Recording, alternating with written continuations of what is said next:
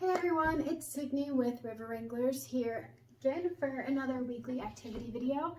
And today we're going to be making something that you can take into the bath with you. Yes, we're going to be making bath bombs to include a little water fun.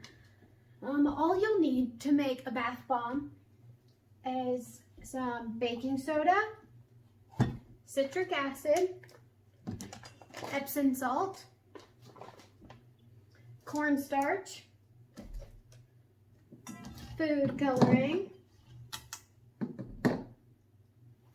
coconut oil or almond oil or olive oil if you're okay with olive oil on your skin, some water, and some essential oil, which in this specific case we're not adding in any essential oil because we actually have lavender scented Epsom salt that we're using, so that has a lavender essential oil already in it.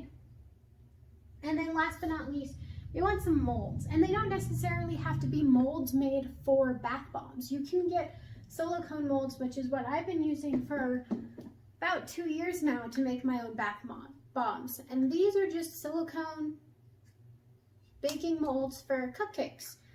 And I use them. They're pretty cheap to find at the store, inexpensive. You just go get them. And you just, when it's time, we'll just put some of the bath bomb powder in there and then just pack it up in there.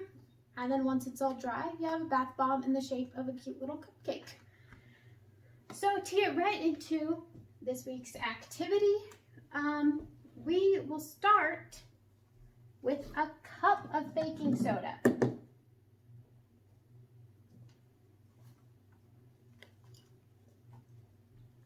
Yes, an entire cup.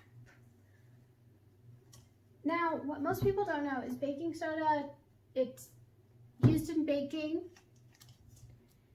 It's also used in a lot of face masks and at-home remedies for skin and to help with your skin.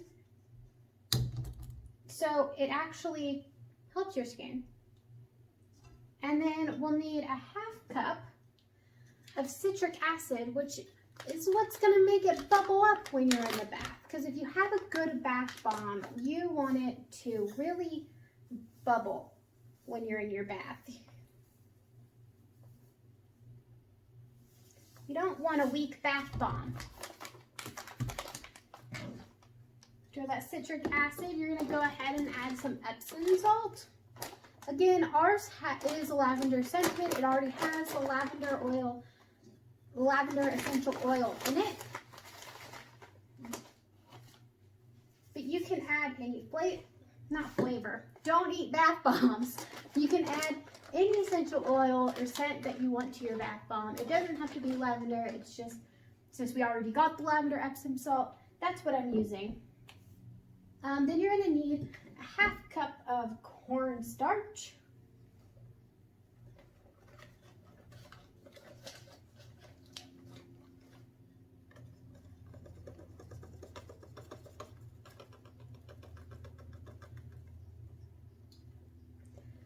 And you can find simpler bath bomb recipes online.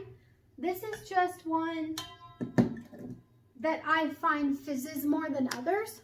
But there are definitely other bath bomb recipes that are simpler. There's less ingredients that work just fine as bath bombs, but you're just not going to see as much of a fizz as you will with these.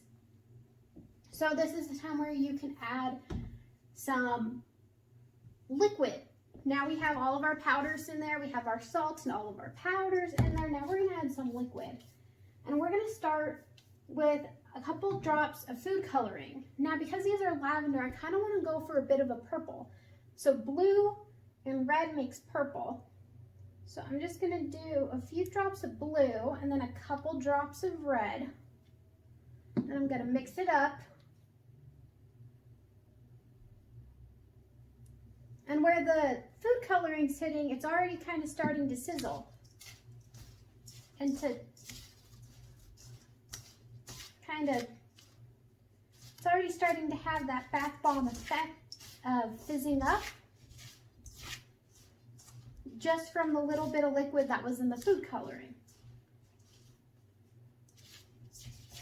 So then you'll kind of go through and you just want to break up clumps of food coloring. These are going to be a bit speckled. It's fine. It might look a bit speckled before you add in your oil and water. So then you're going to go ahead and add in your coconut oil. It's melted. If you have coconut oil, you have to melt it before adding it in, so it might be hot. Ours is melted coconut oil. And you really just want 2.5 tablespoons of coconut oil. I'm doing around that. And then you want to add in a tiny bit of water, which again, will get it to fizz up. But that little bit of water will make it so that we can press the bath bomb into a mold and have it dry all together. So now that I added some water in there, I'm seeing that I probably added too much blue and not enough red to get purple. But you know what, we're gonna have to work with that, because at this point, I don't really want to go back and add some more. So it's gonna be a very sandy texture after you add in the tiny bit of liquid that you want to add in. And then you'll get your mold and you just pack it tightly into your mold, like so. And you do want to make sure you do pack it tightly.